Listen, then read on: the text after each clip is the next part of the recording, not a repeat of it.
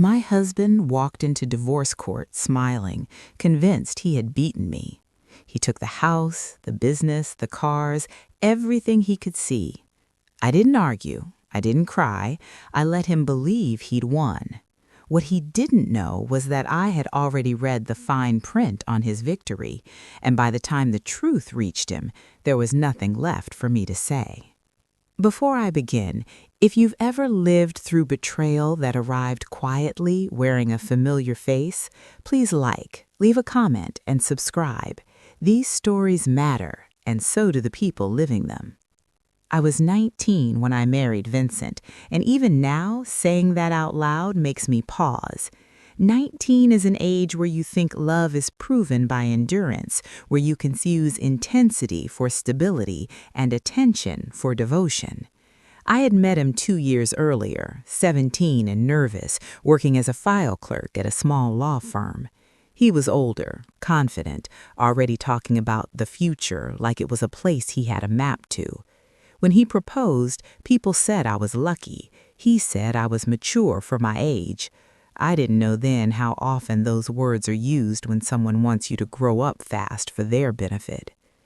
The early years were busy and loud and exhausting in that way young marriages often are. We built routines before we understood ourselves. By 20, I was a mother.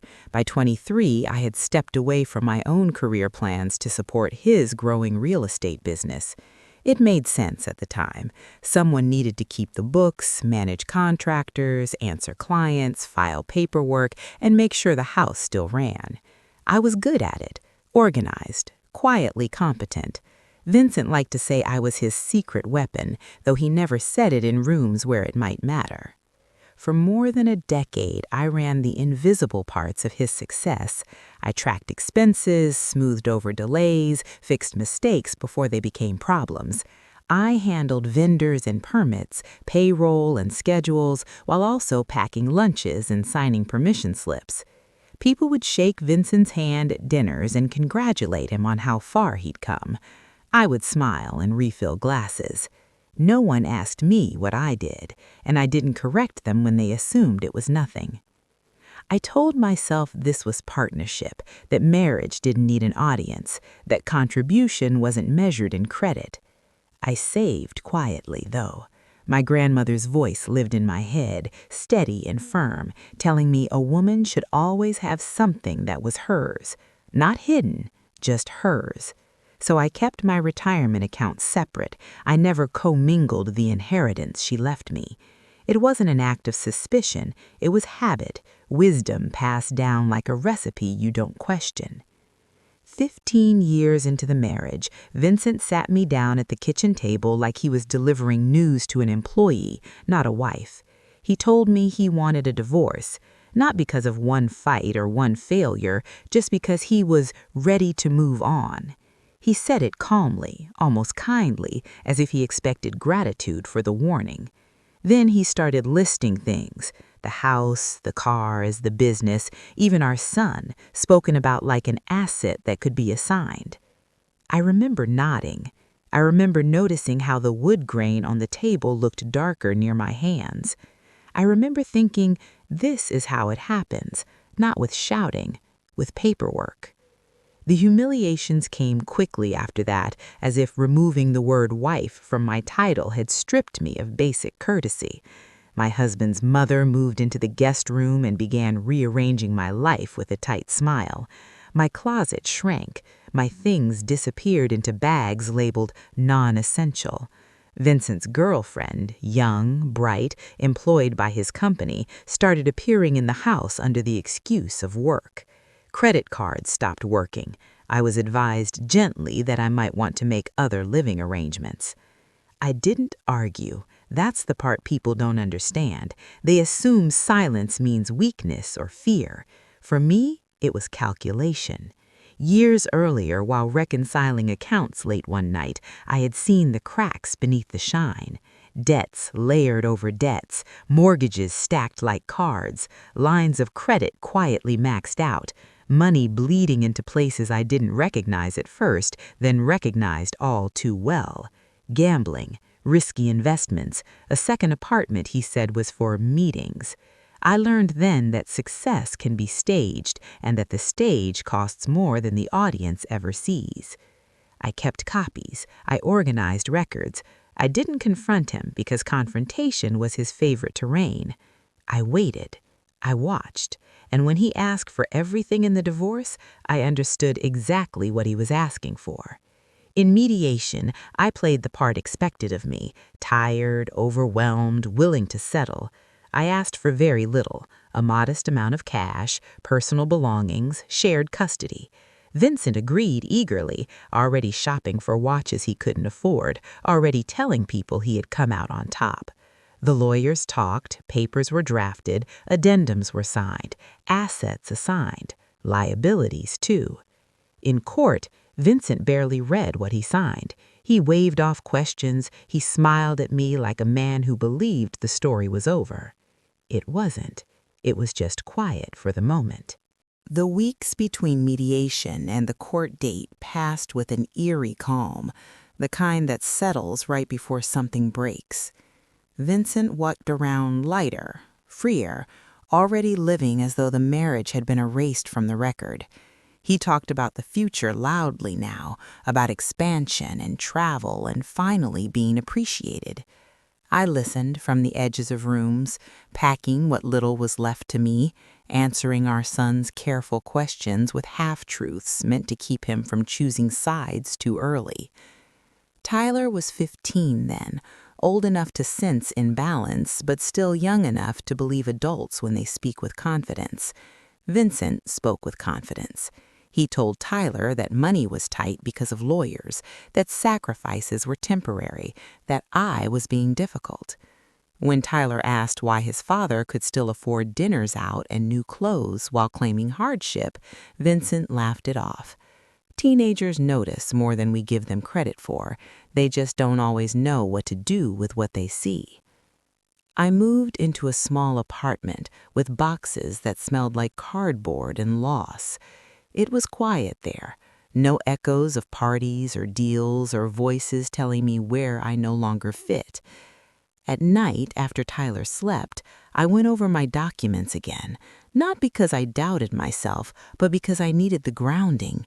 Numbers don't lie when you read them carefully, and I had read them for years. The house Vincent insisted on keeping carried 3 mortgages. The business he was so proud of was held together by credit and optimism. The cars were leased, the payments deferred but waiting. On paper, it looked impressive. In reality, it was sinking, and he wanted all of it. I had offered no resistance. That confused his lawyer more than it worried him. On the day of the hearing, Vincent wore a suit I had bought him years earlier, tailored back when things still felt mutual. He looked energized, triumphant. His lawyer leaned in close more than once, whispering reminders, pointing to paragraphs, suggesting review. Vincent waved him off, impatient. He wanted it finished. He wanted the victory official. When the judge asked if he understood the agreement, Vincent said yes without hesitation. When asked if he was signing voluntarily, he smiled and said absolutely. I answered my own questions calmly, evenly, the way you do when the outcome has already been decided somewhere deeper than the room you're standing in. There was a moment, just one, when Vincent's lawyer cleared his throat and tried again. He mentioned liabilities, responsibility, waivers. Vincent laughed softly, a sound meant to reassure, and said he knew what he was doing. The judge nodded. The pen moved. Ink met paper. I didn't look at Vincent as the final signature dried. I looked at my hands. They were steady. It took weeks for the truth to reach him. Truth often travels slowly when it has to fight ego on the way. First came the phone calls he didn't return, then the house payment notices, then the business accounts frozen for review. Brittany stopped appearing in public photos. Rumors began to circulate. The man who had everything suddenly needed explanations. The first time he called me, it was late. His voice sounded unfamiliar, thinner somehow. He asked questions he already knew the answers to, trying to frame them as misunderstandings. I told him calmly that everything was in the agreement, that he had signed it, that I had done my part honestly. Silence stretched on the line. He hung up without saying goodbye. Tyler pieced things together faster than I expected. He overheard conversations. He saw the shift in his father's posture, the panic that replaced confidence. One evening, sitting across from me at our small kitchen table, he asked if I had known. I told him the truth, carefully, without venom, that I had known the numbers, that I had protected what was mine, that sometimes the loudest win is letting someone take exactly what they ask for. He didn't say much after that. He just nodded, older in that moment than his years suggested. Later, he hugged me in the hallway, a quiet, fierce hug that said more than words could have. Vincent's world unraveled publicly after that. The house couldn't sell without exposing the debt. The business defaulted. Creditors appeared where admirers once stood. His mother called, then texted, then showed up at my door once asking to talk for Tyler's sake. I didn't open it. Some conversations arrived too late to be useful. Friends shifted. The ones who enjoyed his success disappeared when it demanded loyalty instead of celebration. My own losses felt lighter by comparison. I had stability, a modest cushion, peace. I began taking classes again, rediscovering parts of myself that had been paused, not lost. One afternoon, months after the divorce was finalized, Vincent stood outside my apartment building. He looked smaller somehow, folded inward by consequences he couldn't charm away. He asked for help. Not forgiveness, not understanding, help. I listened. I nodded, and then I told him no. Not cruelly, not triumphantly, just clearly. When I closed the door, I felt something settle inside me. Not revenge, resolution, the kind that comes from choosing yourself without apology. I didn't win by taking something from him. I won by knowing when to let go. After Vincent walked away from my door, I stood there longer than I needed to, listening to the sounds of the building settling around me. Pipes clicked. A neighbor's television murmured through the wall.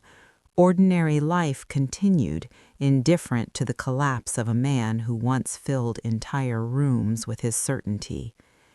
That indifference felt like mercy. For years, my world had revolved around managing chaos quietly. Now, for the first time in a long while, there was nothing urgent demanding my attention.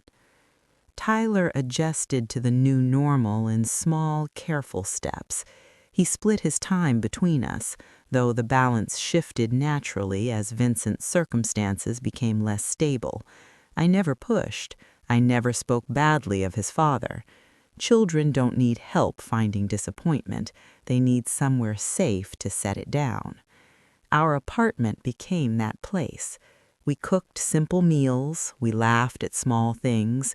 We learned each other again without the constant background noise of a failing performance. Word of Vincent's downfall traveled faster than I expected. It always does. People who hadn't returned my calls for years suddenly remembered my name. Diane, my closest friend for 2 decades, reached out through a long message filled with regret and explanations that centered her discomfort more than my pain. She admitted she had shared information with Vincent, convinced she was helping him see reason. I read the message twice, then once more, searching for something solid to respond to. In the end, I chose silence. Not every betrayal deserves an epilogue. Financially, I stayed cautious. The small settlement I'd asked for was enough to stabilize us, not enough to draw attention. My retirement account remained untouched. The trust I had set up for Tyler sat quietly, doing exactly what it was designed to do, protecting the future without spectacle. I took freelance work at first, then enrolled in a program that had nothing to do with real estate or law. I wanted something that belonged to me alone, shaped by taste rather than necessity. There were nights, though, when the past pressed in, not the marriage itself, but the years of minimizing my own awareness to keep peace. I grieved that version of myself gently, like you would a younger sister who did her best with the tools she had. Regret is easier to carry when you treat it with compassion instead of punishment. Vincent's attempts to reach me became less frequent over time. Each one sounded more desperate than the last. He asked about restructuring, about borrowing, about whether I would consider co-signing something just to get him through. I declined every time, using the same steady tone. Boundaries are only difficult when you're still negotiating with guilt. I wasn't. Tyler stopped asking questions about his father's finances. He focused on school, on friends, on the quiet confidence that comes from knowing one parent will not disappear when things get hard. One evening, while we were washing dishes together, he said he was proud of me. He didn't elaborate. He didn't need to. Pride from a child carries a weight that applause never will. The legal matters eventually settled themselves the way they always do when there's nothing left to argue over. Bankruptcy filings, asset liquidations, long silences where conversations used to be. Vincent moved out of the house he fought so hard to keep. The business name vanished from signage and websites. A story ended, not with fireworks, but with paperwork. I thought I would feel vindicated. Instead, I felt clear. Clear about what strength actually looks like. It isn't loud, it doesn't announce itself, it waits, prepares, and chooses the right moment to step aside. My grandmother's words returned to me often during that time, about having your own money, your own footing, not as a weapon, but as a foundation. I understood her better now. Independence isn't about escape, it's about not being trapped by someone else's narrative of your worth. On the anniversary of the divorce, Tyler and I went out to dinner. Nothing extravagant, just a small place with warm light and familiar faces. We talked about his plans, about college, about what kind of life he wanted to build. He said he wanted to be honest, to never pretend things were better than they were. I told him honesty is easier when you're willing to face consequences. He nodded, absorbing that in the way teenagers do, quietly storing it for later use. As for me, I found contentment in spaces I once overlooked. Mornings without tension, work that ended at a reasonable hour, the freedom to make decisions without running them through someone else's ambition. I wasn't rich, I wasn't celebrated, I was secure, and that felt like abundance. Sometimes when people hear my story, they frame it as revenge. They ask how it felt to watch Vincent realize what he'd done. I tell them the truth. I wasn't watching, I was living. His realization belonged to him, just as my preparation belonged to me. The truth didn't hit him because I threw it. It hit him because he ran into it at full speed, convinced nothing could stop him. And I let him. Life has a way of settling into its truest shape once the noise fades. After the divorce, after the phone calls stopped and the paperwork ended, there was a long stretch of ordinary days that felt almost unfamiliar. No crises, no damage control, no pretending. Just time, moving forward at a human pace. At first, I didn't trust it. I kept waiting for something to break, some forgotten obligation to surface. But slowly, I learned that stability can exist without vigilance. Tyler grew into himself during that period. His shoulders broadened, his voice deepened, he laughed more easily. The anger he'd carried in the early months softened into something quieter, more reflective. He asked questions about work, about responsibility, about how to recognize truth in people who speak confidently. I answered honestly, without turning his father into a lesson. Children learn more from what you refuse to poison than from what you explain. I built my new career carefully. Interior design had always been a quiet interest, something I enjoyed without imagining it could support a life. Now it did. I took small clients at first, listening closely, translating emotion into space. There was something healing about creating order without debt, beauty without pretense. Every completed project felt like a conversation finished properly.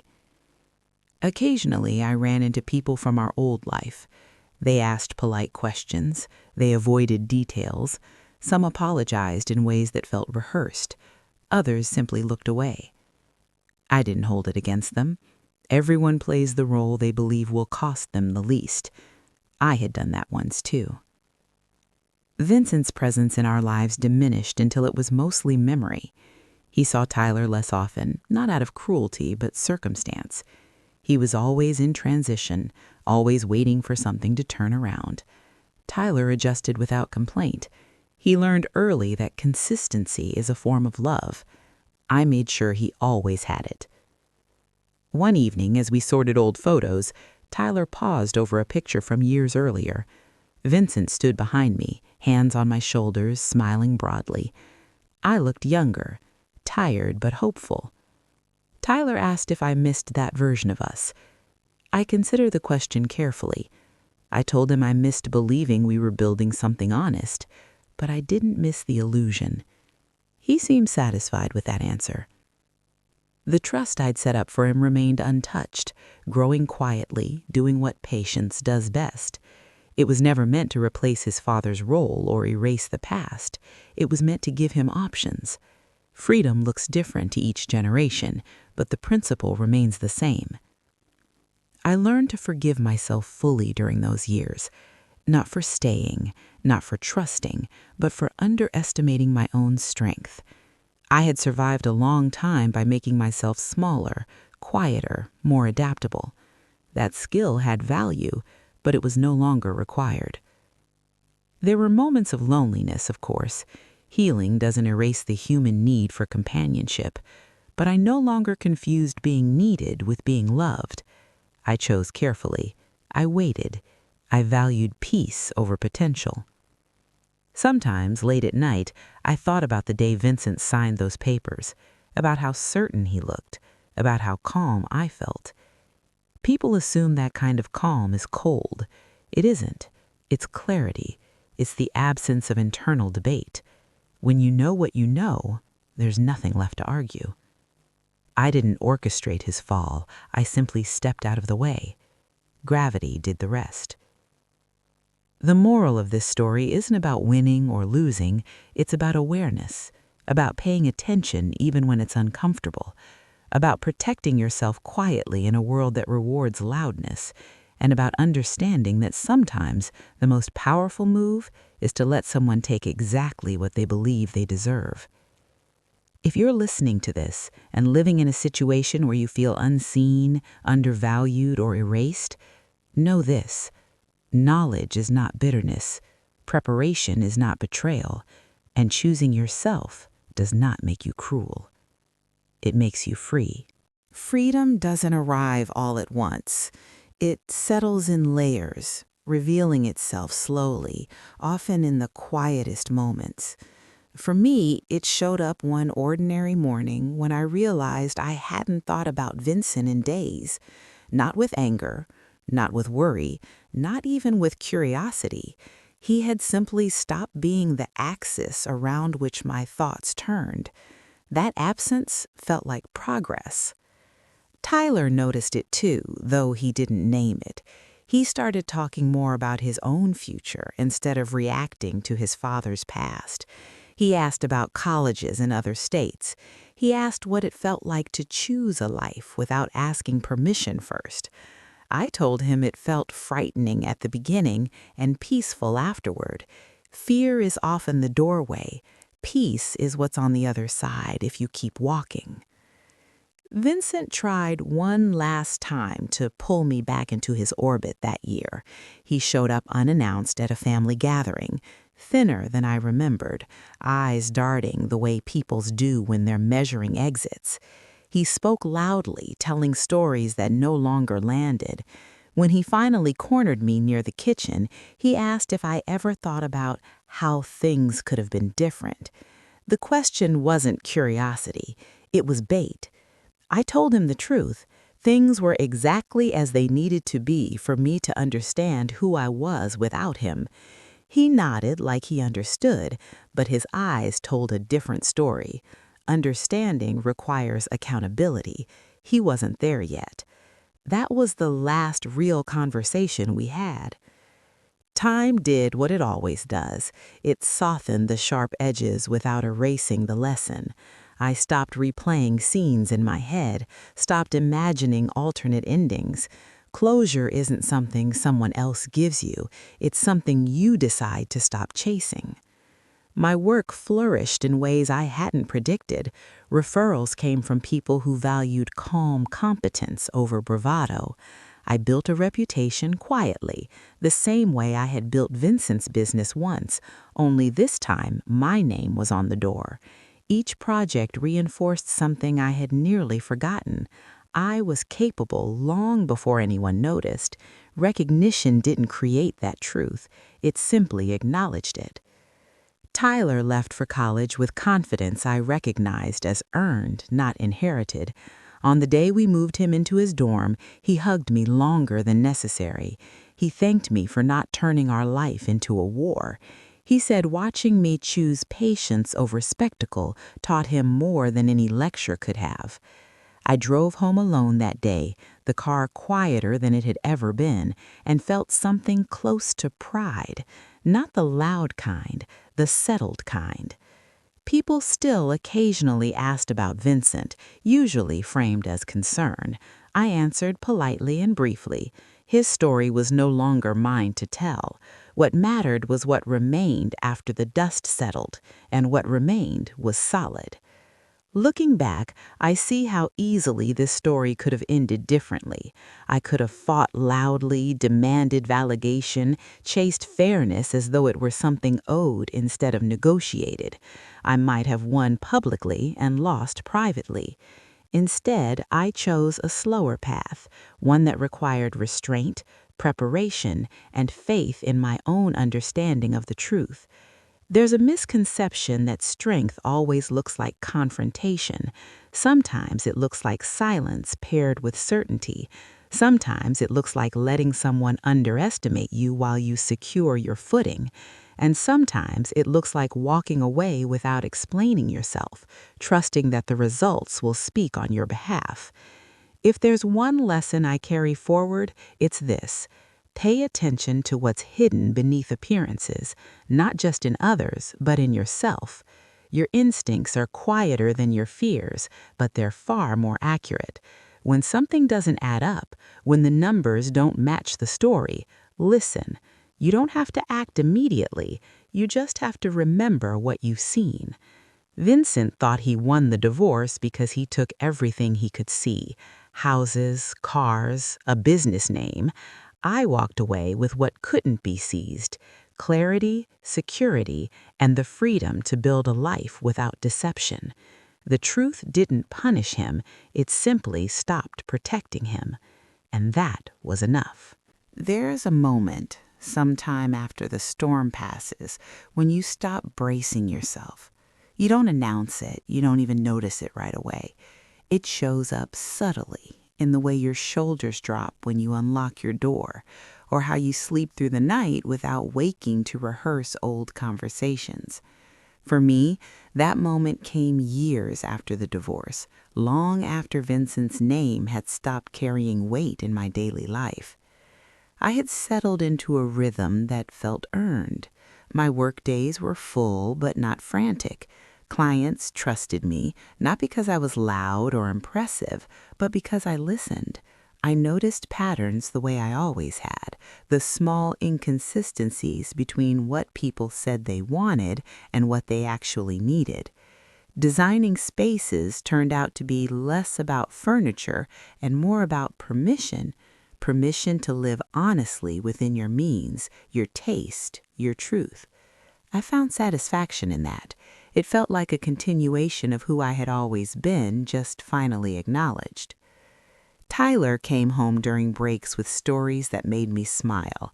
He talked about professors who challenged him, friends who argued late into the night about ideas instead of appearances. He was learning discernment, the kind that comes from watching someone navigate loss without bitterness. He told me once that when people talked about success at school, he thought less about money and more about peace.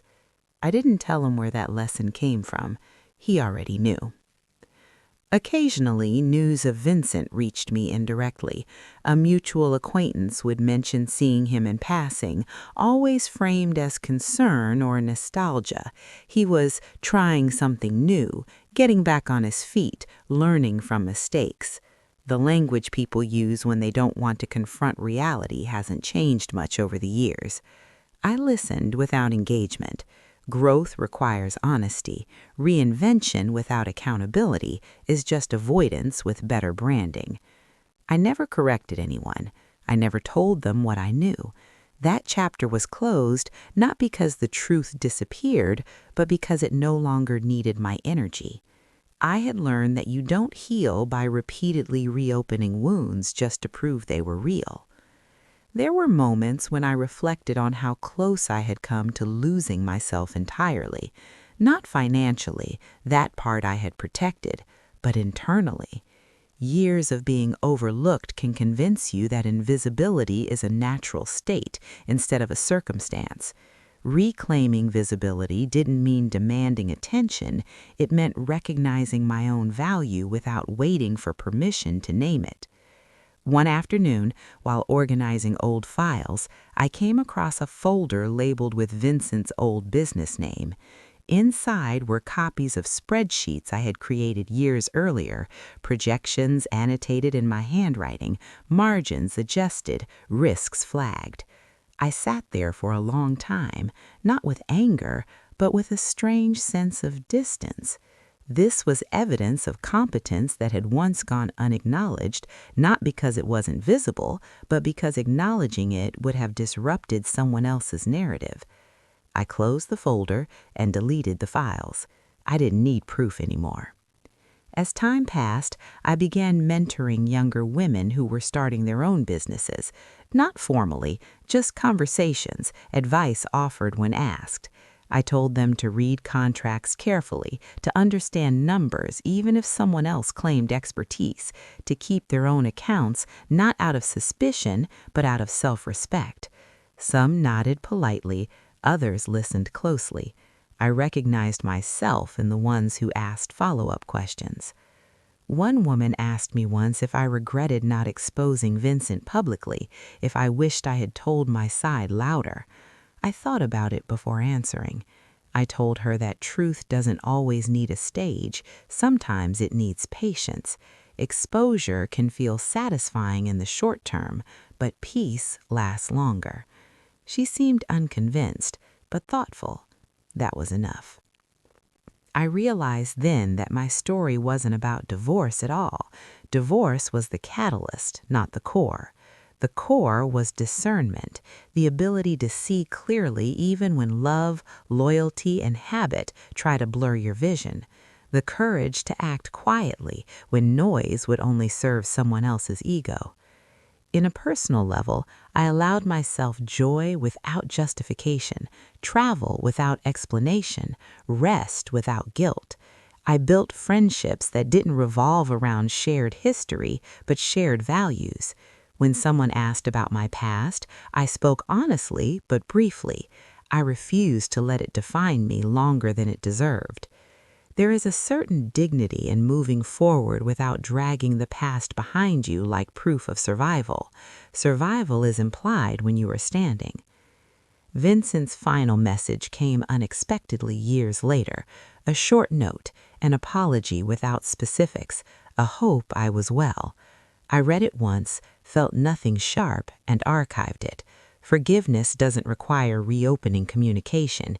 It requires releasing the desire for a different past. I had already done that. If you're listening and wondering when it gets easier, know this.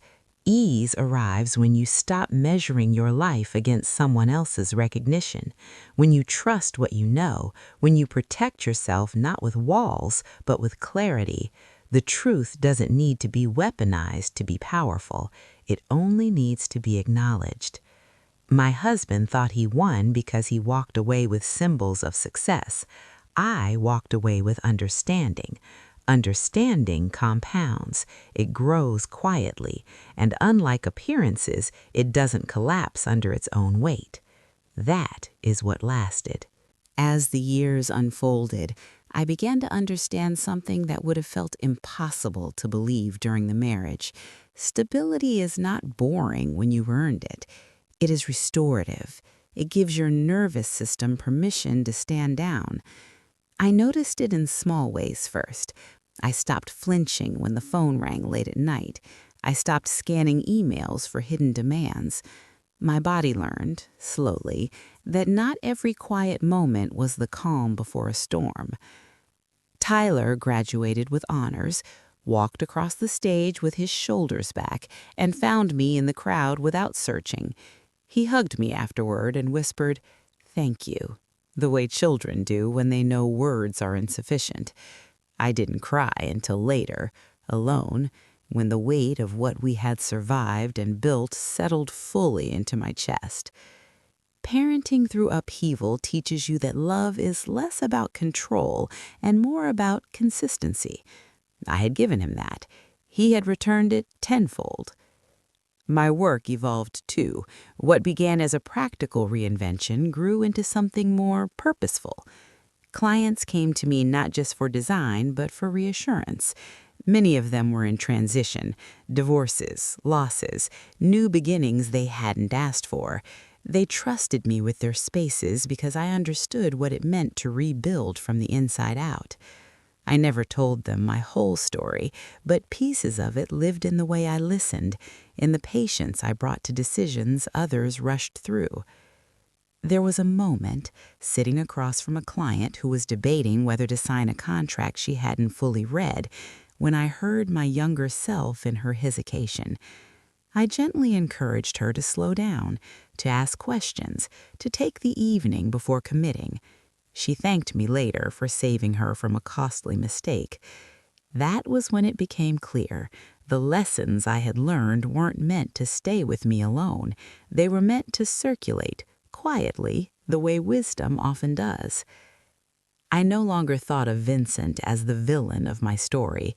Villains require attention. He had become a footnote, an example of what happens when charm outruns accountability. The more distance I gained, the more I saw him clearly, not as powerful or monstrous, but as deeply afraid of being ordinary.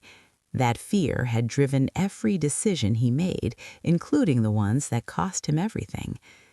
Understanding that didn't excuse his behavior, it simply explained it. On quiet evenings, I sometimes reflected on how differently this story could be told by someone else. From Vincent's perspective, he might still believe he was wronged. People who avoid self-examination often carry that belief like armor. I didn't need him to understand my side for it to be valid. Validation that depends on someone else's awakening is fragile. I wanted something sturdier. I found that sturdiness in routine, in boundaries, in the absence of chaos. I learned that peace isn't passive, it's actively chosen, again and again, often at the cost of drama and validation. It requires you to let go of the urge to correct narratives that no longer affect your life. It asks you to trust that the people who matter will see you without being convinced. One afternoon, while sorting through old belongings, I came across my grandmother's handwriting on a yellowed envelope. Inside was a short note I had forgotten she'd written me years before I married. It reminded me to never confuse security with dependence and to always keep something that allowed me to leave with dignity if I ever needed to.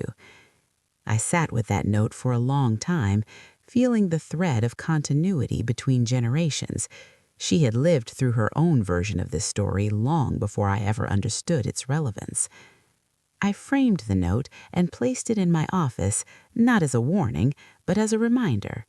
Independence isn't a rejection of partnership, it's the foundation that makes partnership honest. When two people stand on equal footing, love becomes a choice instead of an obligation. As I grew older, the question people asked shifted.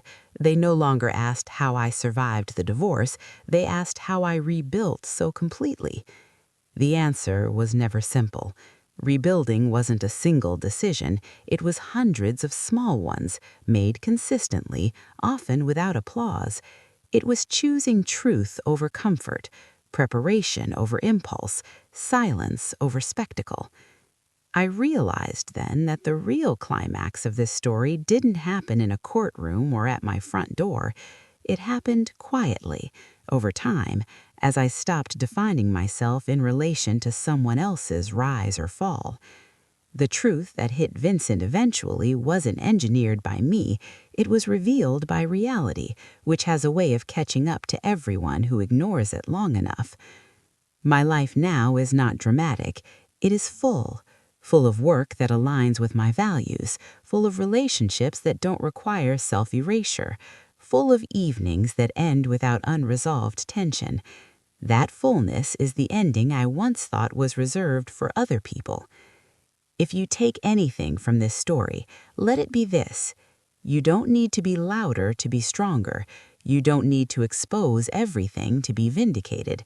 Sometimes the most powerful choice is to understand the truth early, prepare quietly, and step aside when someone insists on taking a path you know will collapse under its own weight. I didn't win because he lost. I won because I refused to lose myself. And that is the kind of ending no one can take from you. By the time I reached what most people would call the later chapters of life, I understood that endings are rarely abrupt. They taper, they soften, they transform into something else entirely. The story I once thought was about betrayal had become a story about discernment, about the long arc of understanding that only time can complete. I began to see patterns not just in my own life, but in the lives of the people around me. Friends who had rushed through warning signs, mistaking momentum for progress. Colleagues who built impressive facades on unstable foundations. Couples who confused shared history with shared direction. I didn't intervene unless asked. Experience had taught me that unsolicited truth often sounds like judgment, no matter how gently it's offered. Tyler visited less frequently as his own life expanded, but when he did, the conversations felt richer. We talked about ethics, about money, about how easy it is to be dazzled by appearances when you're young, and how expensive that lesson can be. He told me once that he no longer felt anger toward his father, just clarity. That clarity, he said, felt like freedom. I smiled when he said it. He had learned the lesson without carrying the bitterness. That mattered more to me than vindication ever could. My relationship with money changed too, not in quantity but in meaning.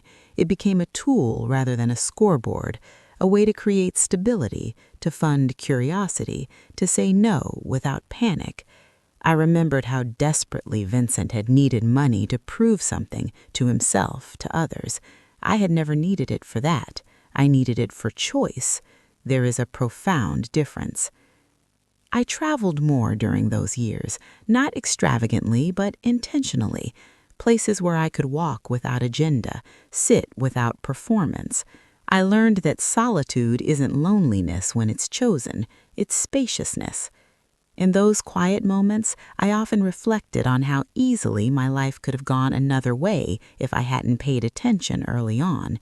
If I had confronted instead of observed, if I had demanded fairness instead of preparing for reality.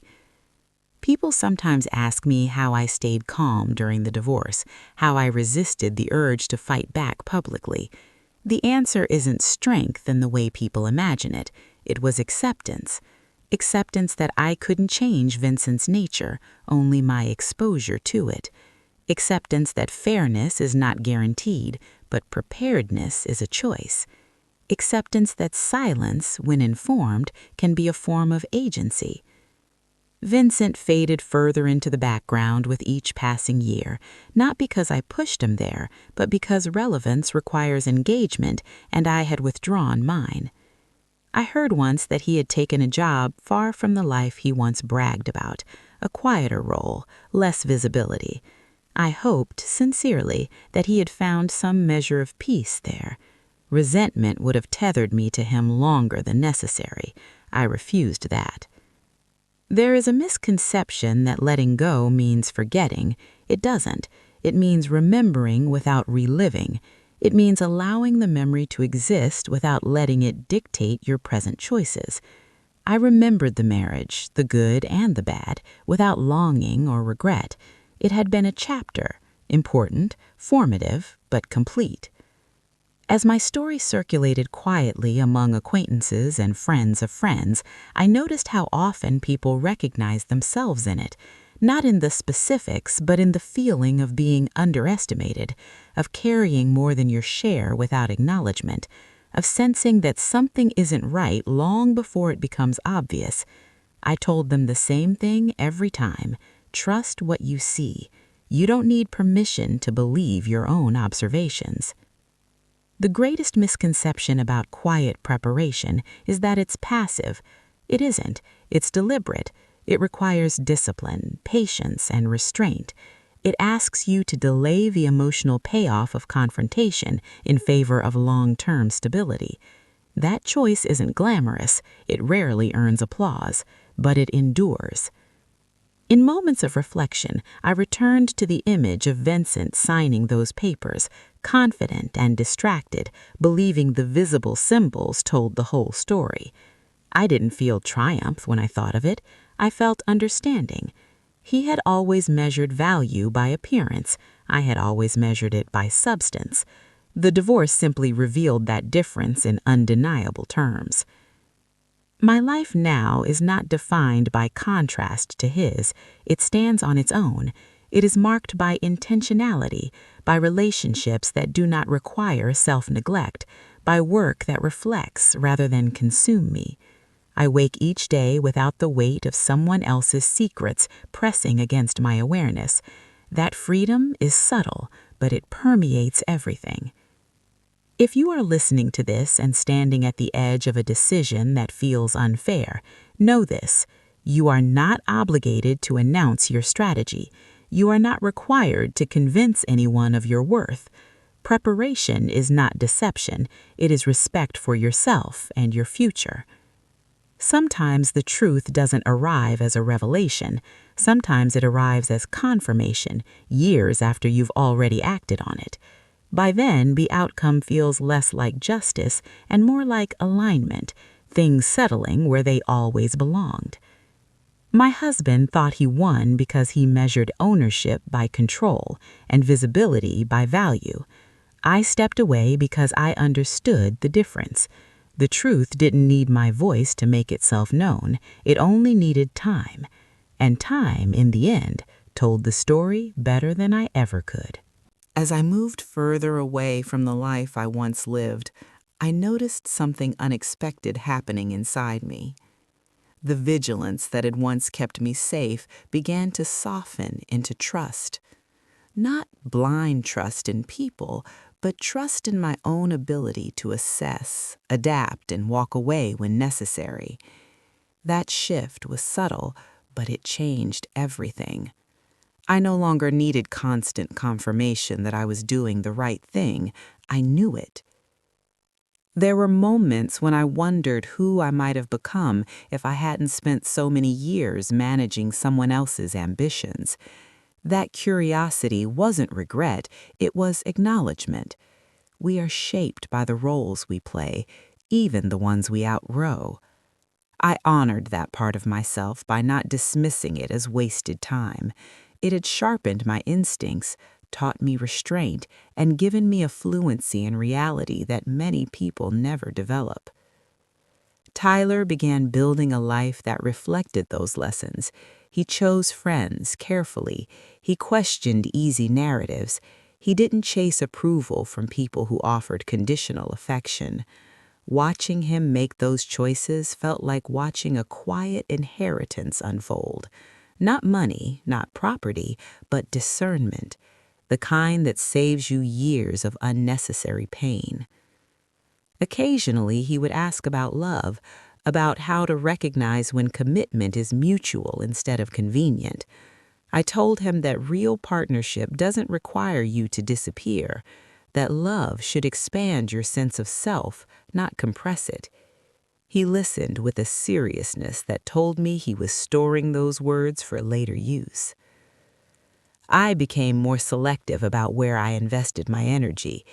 Invitations that once felt obligatory now felt optional. I learned to decline without explanation, to leave conversations that drained more than they offered. These weren't acts of withdrawal, they were acts of alignment. When you've lived too long in reaction mode, choosing yourself feels radical at first. One afternoon, while reviewing a contract for a new client, I caught a familiar pattern: overpromising, deferred accountability, optimism used as leverage. I paused the process, asked direct questions, and requested revisions. The client hesitated, then agreed. Later, they thanked me for slowing things down.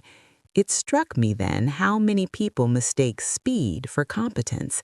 Slowness, when intentional, is often a sign of mastery. The longer I lived this way, the clearer it became that the real turning point in my story wasn't the divorce itself. It was the moment years earlier when I chose observation over confrontation, when I trusted my understanding even though it contradicted the image being presented. That choice had given me options. Everything else flowed from there.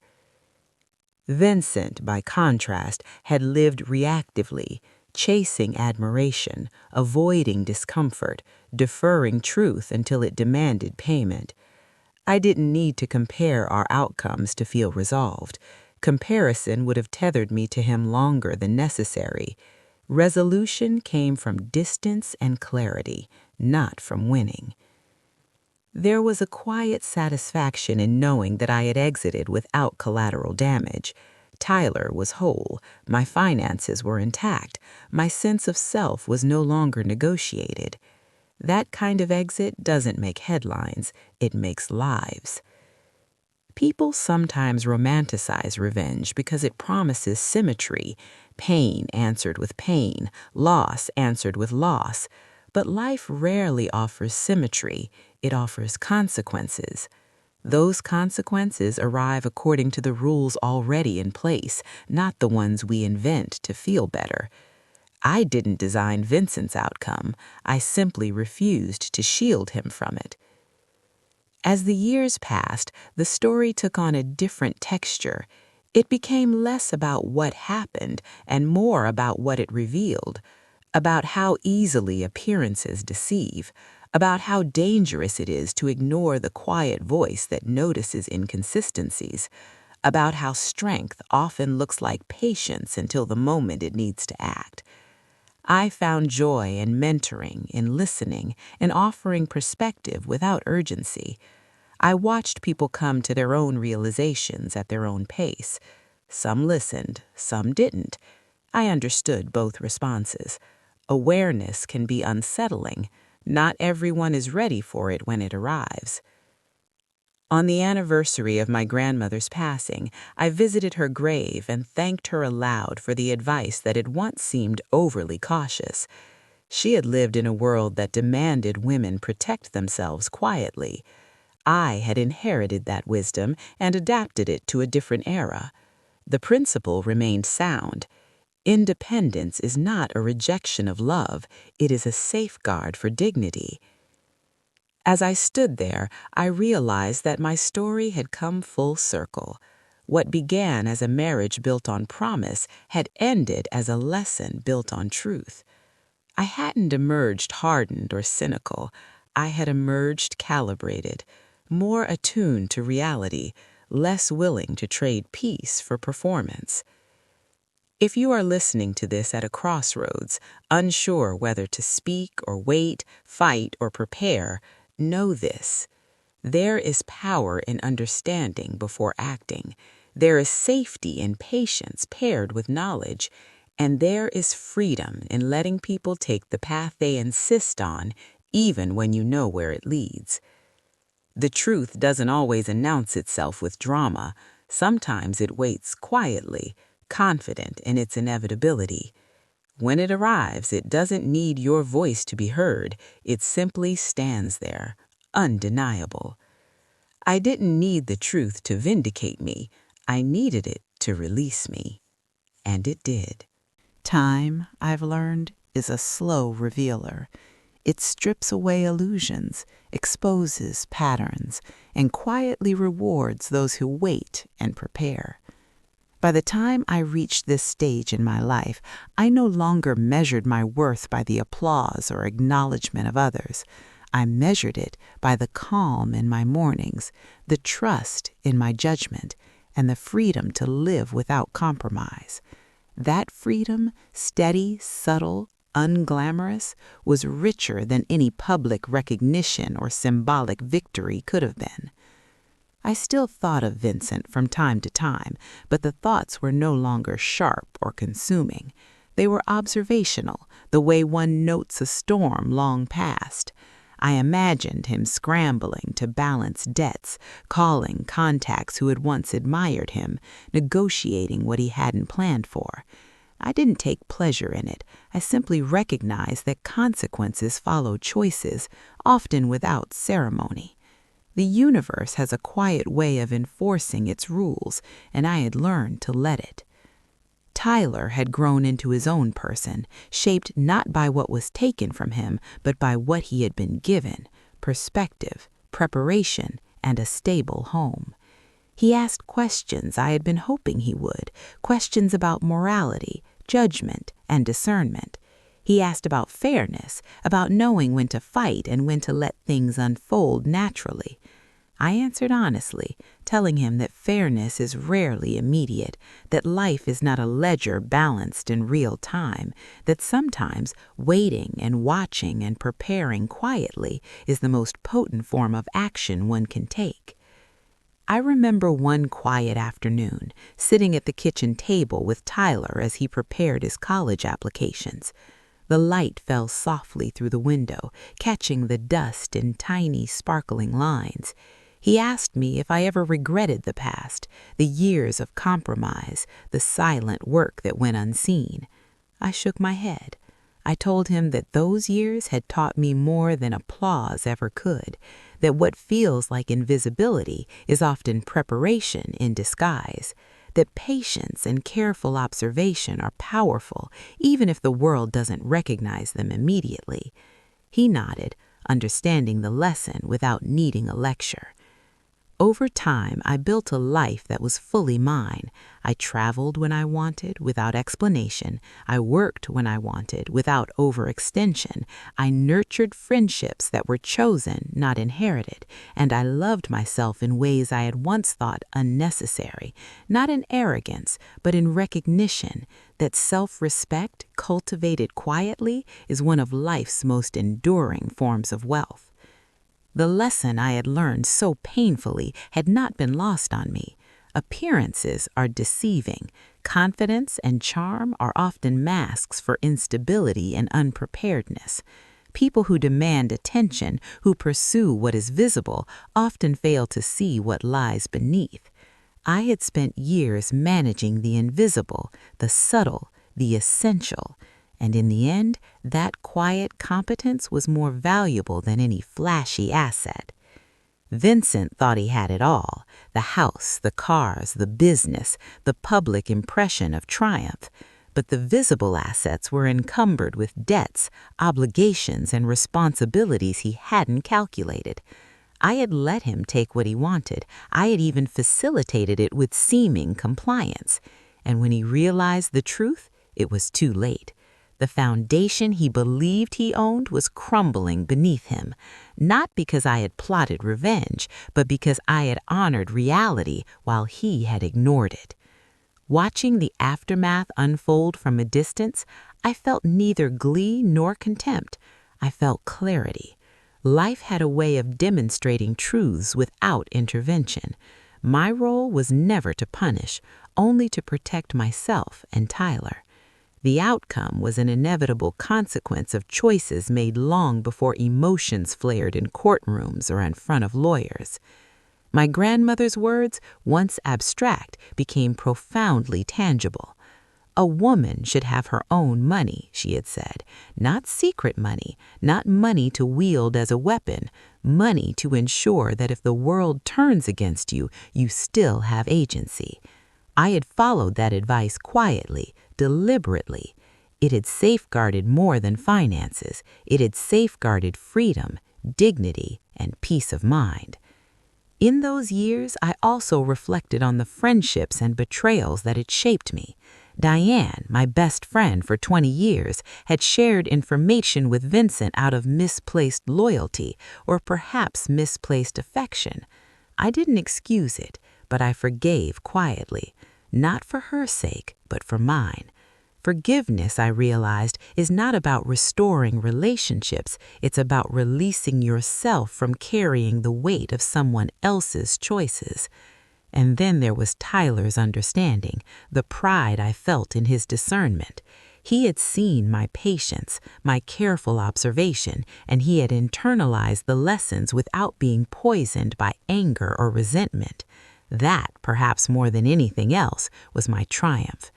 I had given him the tools to navigate the world with awareness, not fear, with preparation, not reaction.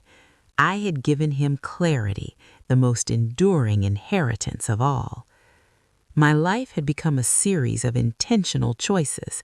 I designed my spaces, my routines, my relationships with intention.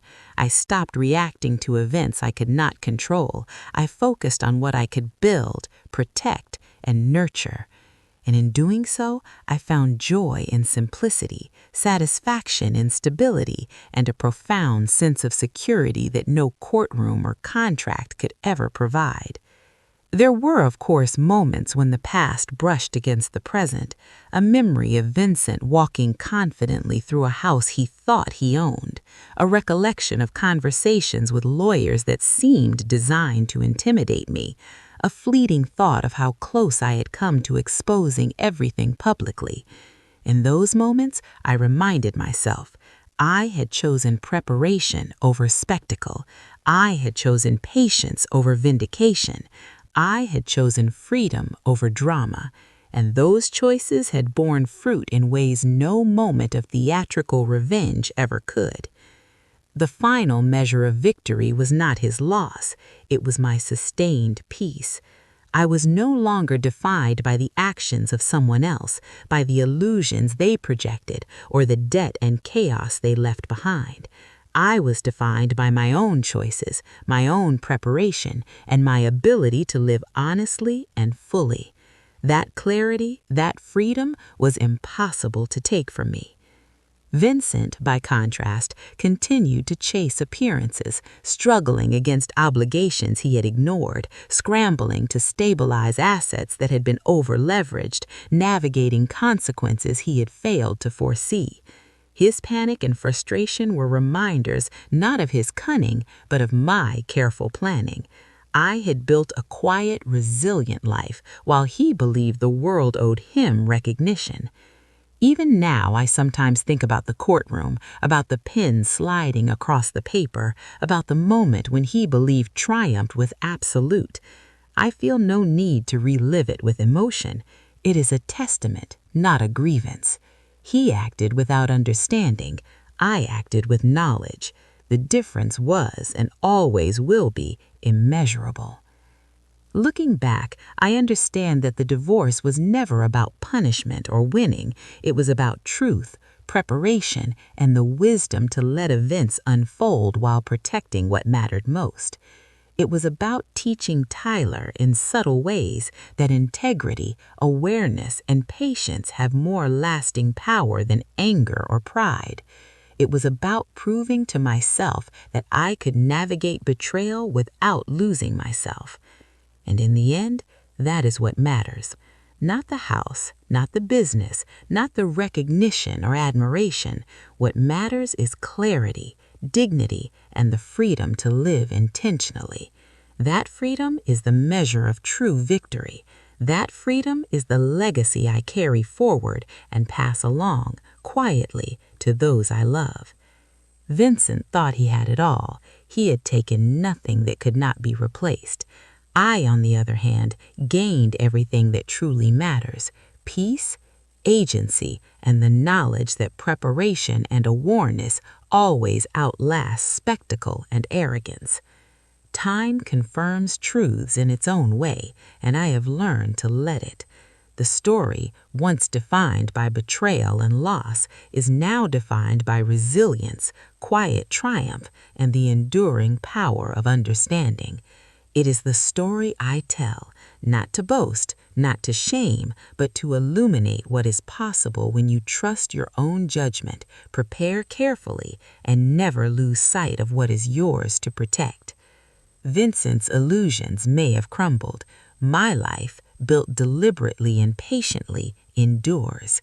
That is the final lesson, and the one that shapes every day I live. Some victories arrive quietly, long after the world has stopped watching, and they are far more satisfying than any public display could ever be. The years after the divorce settled into a rhythm that felt like breathing for the first time in decades. Ordinary days became precious. I woke without the tension that it once threaded through every morning. I planned without fear.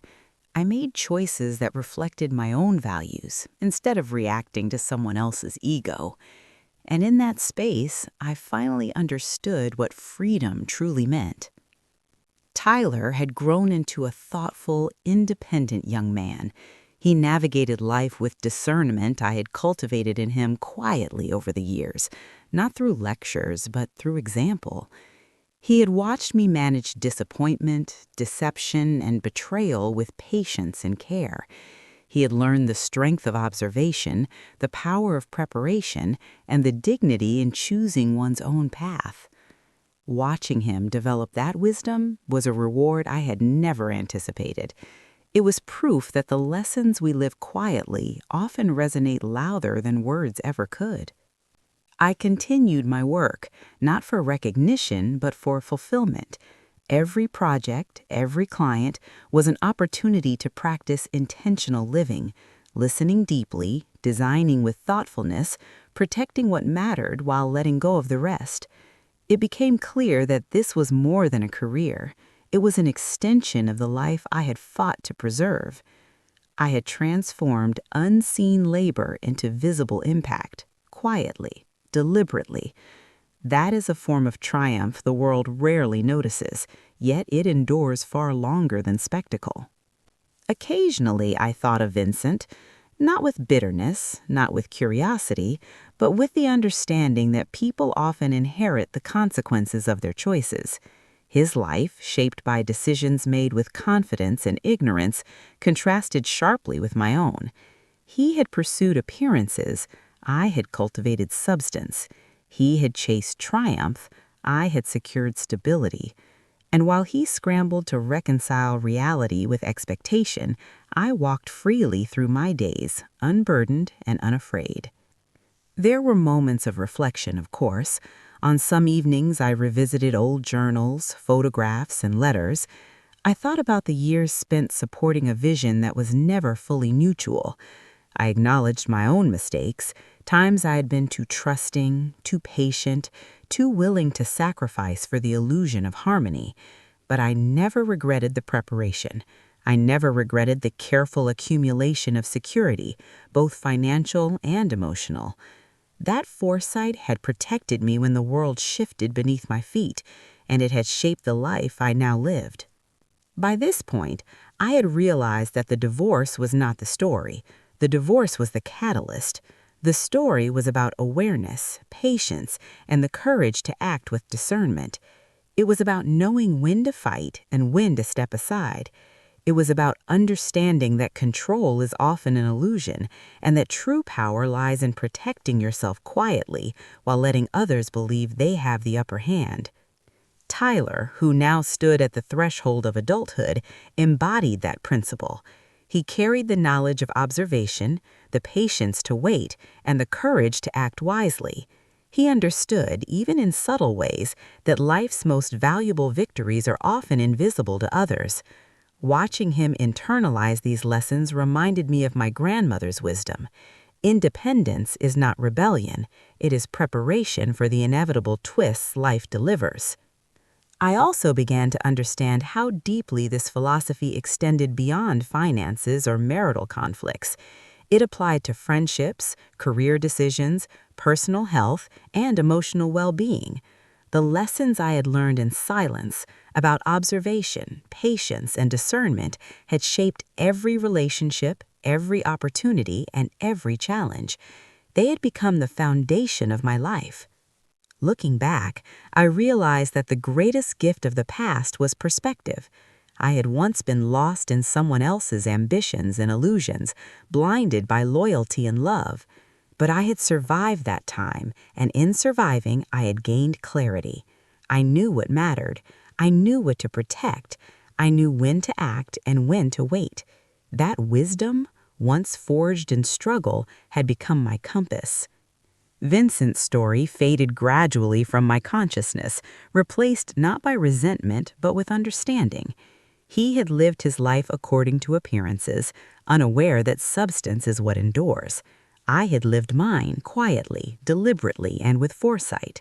In the end, the outcomes reflected these choices. He had lost the security he assumed was his, and I had gained freedom, stability, and peace of mind. I often tell people that real power is quiet. It is not demonstrated in confrontation, drama, or revenge. It is demonstrated in preparation, awareness, and the courage to protect what truly matters.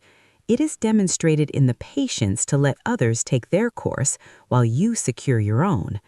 This is the lesson I hope Tyler carries forward, the lesson I hope others glimpse in my story, that life favors the discerning, the patient, and the self-aware. And now, as I prepare to close this chapter of my narrative, I understand fully that the true measure of this journey is not the fall of another, but the rise of oneself. I am no longer defined by betrayal or loss. I am defined by clarity, freedom, and the enduring knowledge that I acted wisely when it mattered most. That, above all else, is the legacy I carry forward, and the example I leave for the next generation. As I sit here now, years removed from the chaos of that final divorce, I realize that the story I once thought was about betrayal has always been about something far more essential: understanding, preparation, and the quiet assertion of one's own worth. The drama, the humiliation, the public posturing, all of it was fleeting. What endured was the choice I made long before any confrontation, to see clearly, to prepare carefully, and to protect what truly mattered. In the immediate aftermath of the divorce, it would have been easy to let anger and resentment dictate my next moves. Many would have advised me to expose Vincent, to make a spectacle of his mistakes, to claim validation in the form of revenge. For a moment, I admit, the thought tempted me, but I recognized something crucial. Vengeance is loud, fleeting, and exhausting. Peace, on the other hand, is quiet, enduring, and empowering. I chose the latter, and it shaped everything that followed. I watched Vincent flounder, and at first I allowed myself the sharp satisfaction of observation, but even that faded, replaced by a deeper understanding. Consequences do not need enforcement when the choices are already flawed. He had taken the house, the cars, the business, visible symbols of victory, but each carried obligations he had ignored, debts he had mismanaged, and responsibilities he had not calculated. I had simply stepped aside and let reality follow its course. By the time he understood what he had truly taken, it was too late. The lesson was his alone. For me, the aftermath of that period became a canvas on which to rebuild. I cultivated a life grounded in security, autonomy, and clarity. My financial preparation ensured that I could make choices without fear. My emotional preparation allowed me to engage with the world fully without carrying the weight of unresolved trauma. And my moral preparation, my understanding that fairness is not guaranteed, but wisdom is attainable, guided me through countless decisions, both large and small. Tyler was, of course, the most important outcome of this careful navigation. He grew up witnessing patience and discernment in action. He learned that observing quietly, preparing carefully, and protecting oneself does not equal weakness. On the contrary, it builds resilience, understanding, and an ability to navigate life with intelligence and grace. The lessons I had internalized during those painful years became the blueprint for his own character. That, more than any financial settlement or material asset, felt like victory.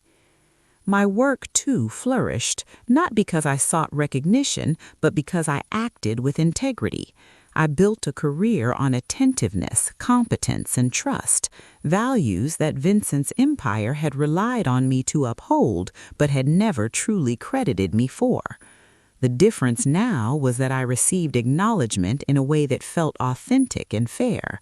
Each project I completed, each client who trusted me, reinforced the principle I had carried for years. Substance outlasts appearance, and preparation outlasts bravado. I often think back to my grandmother's advice that a woman should always have her own money, her own independence, her own foundation. At the time, it seemed almost theoretical, a cautionary note rather than a blueprint, but it became the cornerstone of my survival and my eventual freedom. Independence is not an act of selfishness. It is a safeguard, a choice, and ultimately a source of power. It allows you to act rather than react, to build rather than salvage, to live deliberately rather than merely endure. There were, of course, moments when I reflected on what could have been. I could have fought publicly, demanded acknowledgement, or sought to expose Vincent's financial recklessness, but doing so would have cost me more than it would have gained. Instead, by observing quietly and acting with foresight, I achieved a form of victory that is impossible to revoke. That is the kind of triumph that does not rely on spectacle, recognition, or the misfortune of another. It is the triumph of self-awareness, patience, and wisdom. In these later years, I've learned that peace is not a passive state. It is an active choice, renewed daily. It requires vigilance, not to anticipate betrayal, but to maintain the boundaries, principles, and understanding that preserve it. It requires humility, not in diminishing oneself, but in recognizing the limits of control. And it requires courage, not the kind that announces itself, but the quiet, persistent courage to protect what matters while letting the rest follow its natural course. Vincent's role in my life has transformed into a lesson in discernment and consequence. I no longer carry anger or resentment toward him. I do not need to relive his mistakes to assert my own worth. The contrast between our paths is evidence enough. He pursued appearances and immediate gratification.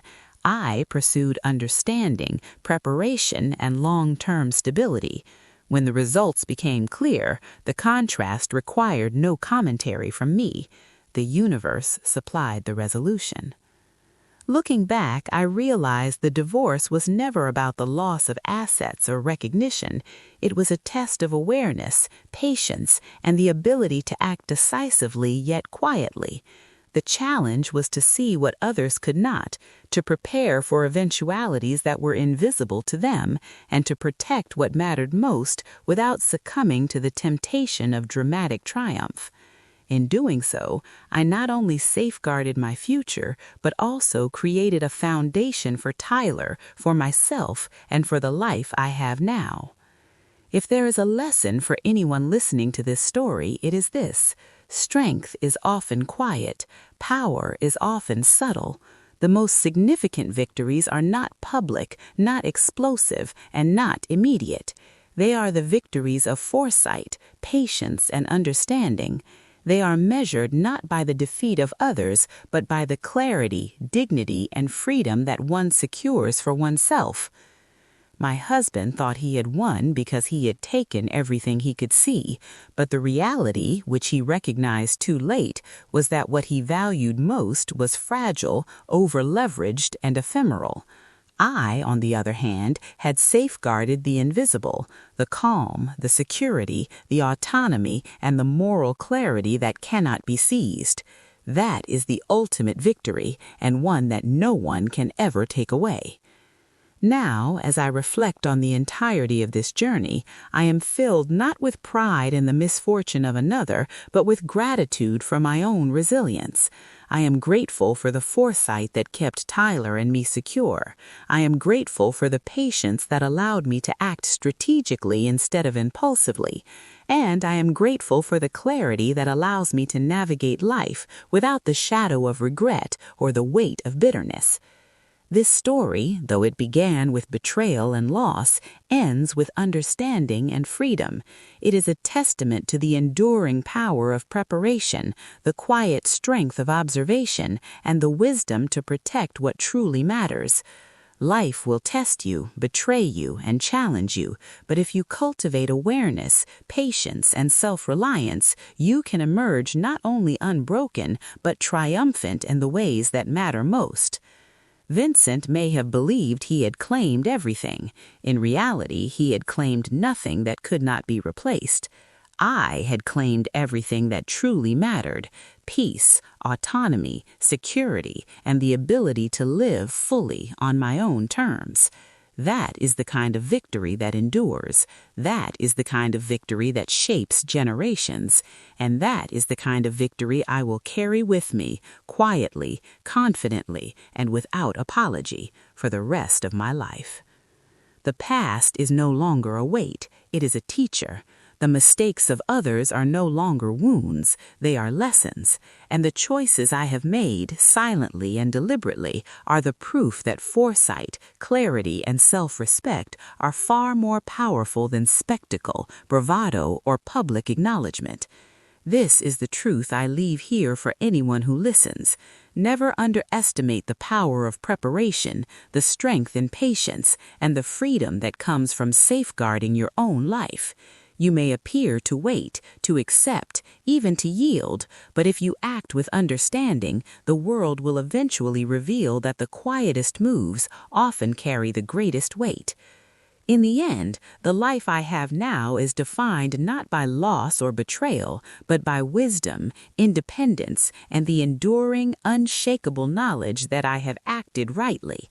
The story closes not with vengeance, but with the quiet triumph of living fully, deliberately, and with integrity. And that, above all else, is victory.